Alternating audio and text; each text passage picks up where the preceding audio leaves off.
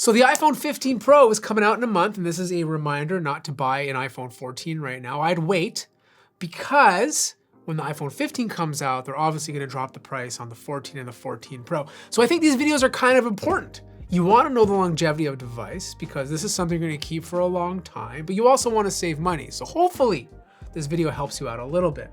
Now, I've been using the bigger iPhone 14 Pro Max for most of the entire year. This has been my daily driver, which is weird because I'm usually using the smaller iPhone, and I've had it in a case most of the time. I try to go caseless, but I'm a coward, okay? I've dropped it way too many times. I got scared, so I'm using a Lulator case. It's been holding up really, really well.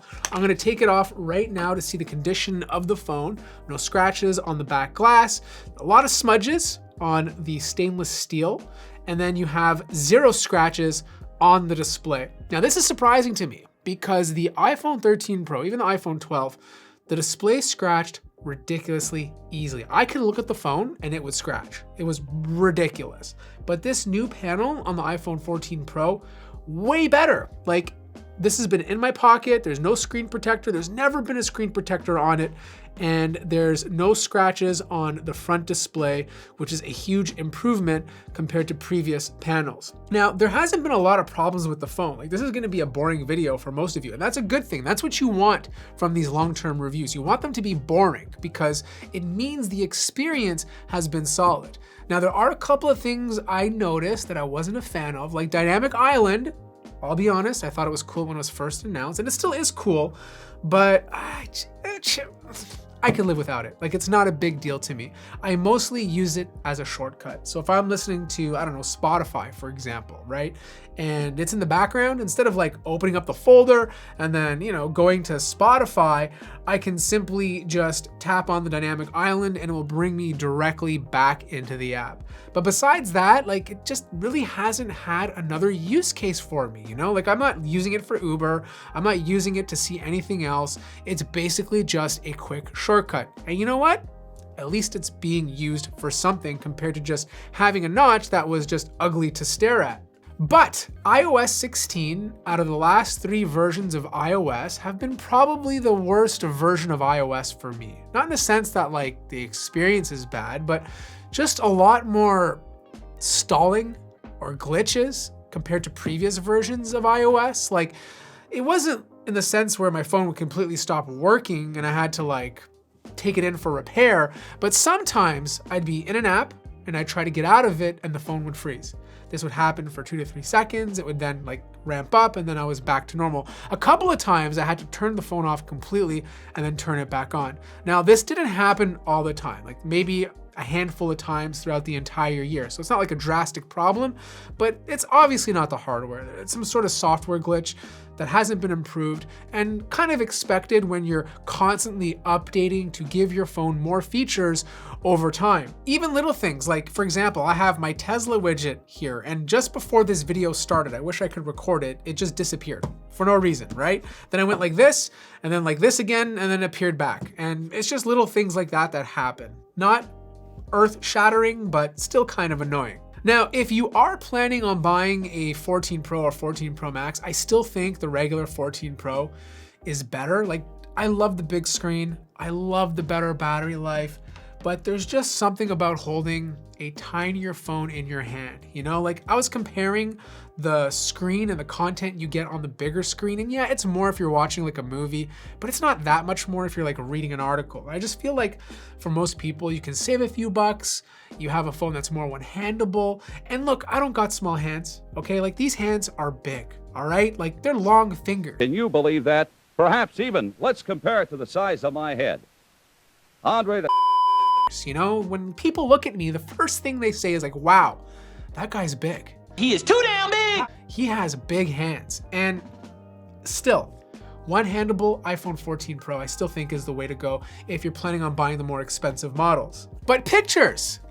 I personally feel that the iPhone 13 Pro was the best iPhone to take pictures.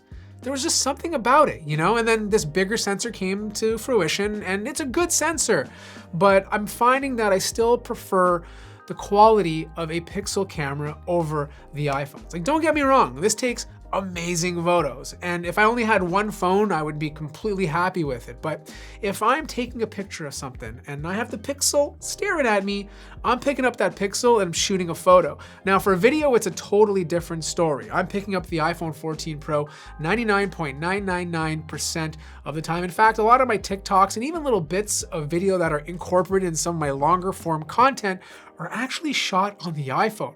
And as long as the lighting is decent, this thing does such a fantastic job. You know, it has HDR and it just incorporates it so well and the colors look awesome. It's just a very solid video camera. But speaking of HDR, sometimes it's a bit too aggressive. There have been times where the light's just shining a bit too hard, HDR kicks on and it's just like ridiculous. Like it just gets a bit too crazy. And thankfully you can turn it off so it doesn't look as aggressive, but it's just something to look out for. Now, battery life has been a hot topic on Twitter. A lot of people are starting to show their battery percentage or whatever the percentage they have left in terms of their maximum capacity over the course of a year. And I'm seeing some crazy numbers. People in the low 90s, in the upper 80s. What are you guys doing to charge your phone? Like mine is at 97%, and this is my most used phone. Like I use this thing every single day. Are you guys putting your phones on chargers and then lighting it on fire? Like it just doesn't make sense. Like my iPhone 13 Pro, I ended the year with 98% maximum capacity. So this is a little bit lower, but it's still in line with what I had the year before. 97% over the course of an entire year is really good. But I'm seeing people in the low 90s, 88%, like it just, I don't understand. Like, I just don't understand. Like, the way I charge my phone is pretty basic, right? Like, I use my phone throughout the entire day. I come home, I put it down on a wireless charger, I wake up, and I go to work. That's how I charge my phone. Maybe the way you charge your phone has an effect on the overall maximum capacity. I don't know, maybe it kind of burns out quicker if you're charging it constantly. I just don't know how people are charging their phones these days to get that low. Now I do want to touch on the always on display. This is kind of how I have it set up. I used to have the screen with the wallpaper showing. Great that it can do that, but I felt like it was a bit too much on. I prefer the Android approach. You have some notifications, maybe some widgets at the top like I have here. It's enough to glance at, but not enough to distract you to the point where you're starting to scroll through all your notifications. The display itself has been fantastic. Like it's such a beautiful panel. It gets very bright. The 120 Hertz LTPO panel is really good. And the speaker quality is still fantastic to this day. But besides that, there's really not much else to talk about. Like I said in the beginning of this video, this is gonna be a very boring update. And that's the message I want to get across. It means the phone has been solid.